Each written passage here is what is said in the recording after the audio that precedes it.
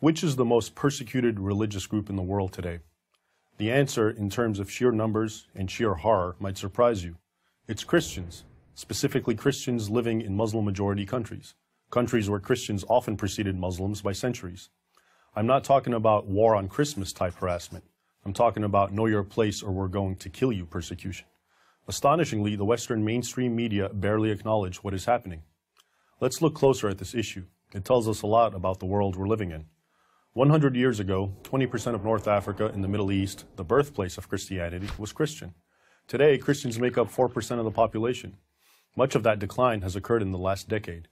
In essence, Muslims are rendering North Africa and the Middle East free of Christians. Take Egypt, for example, my ancestral homeland. In just the past 2 years, tens of thousands of Christian Copts have left Egypt. And many others want to leave, but they simply cannot afford to. Why they want to leave is no mystery. On New Year's Day, 2011, the Two Saints Church in Alexandria was bombed, leaving 23 Copts dead and 97 injured.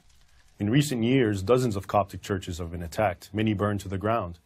In August 2013 alone, the Muslim Brotherhood and its supporters attacked and destroyed some 80 churches. Unfortunately, Egypt is more the rule than the exception. Hundreds of Nigerian churches have been destroyed in recent years, with especially deadly attacks reserved for Christmas and Easter church services, leaving dozens dead or mutilated. Churches have been bombed or burned in Iraq, Syria, and just about every place in the Middle East where churches still exist, except Israel. Christian businesses have been torched, Christian girls have been kidnapped, sold as child brides or slaves, and had acid thrown in their faces for not being veiled. Anyone born a Muslim who converts to Christianity faces jail and possibly execution. The list of fresh atrocities by Muslims against Christians grows longer almost every day.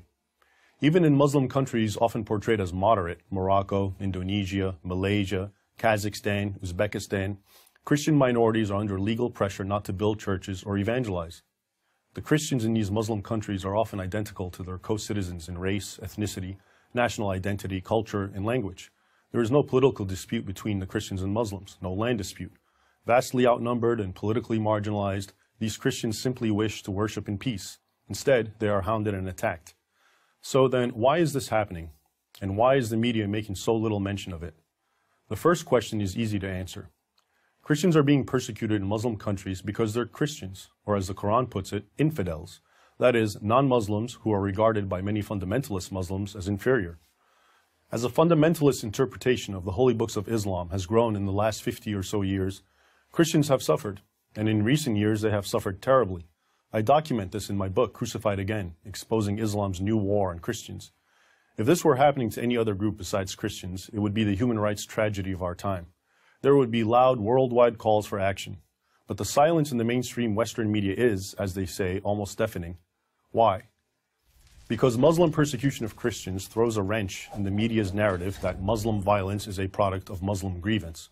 That grievance is, first and foremost, portrayed as the sin of European colonialism and alleged American imperialism. In the Muslim world's mind, those two sins are personified by the Jewish state of Israel, a nation the Muslim world believes was forced upon it by the colonial powers of Europe following World War II and is currently supported by the United States.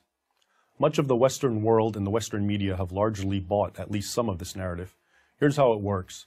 Because Israel, with the backing of the United States, is stronger than its Muslim neighbors, the media, while not defending Islamic terrorism, often portray terror against Israel, America, and even Europe as the actions of understandably angry underdogs fighting for what they deem justice. But what happens to this media narrative when Islamic terror is directed against a minority weaker than them? In this case, the millions of indigenous Christians throughout the Islamic world. The answer is that, rather than abandon this narrative, the media just don't report Muslim persecution of Christians, except for the most sensational cases. That's why you probably don't know that there are barely any Christians living in Algeria, Tunisia, and Libya, nations where Christianity once thrived, or that this is happening in Egypt, Iraq, Iran, and even Lebanon. So yes, Christians are indeed the most persecuted religious group in the world today, but reporting it would violate the media's narrative of Christians as persecutors and Muslims as victims. I'm Raymond Ibrahim, author of the Al-Qaeda Reader for Prager University.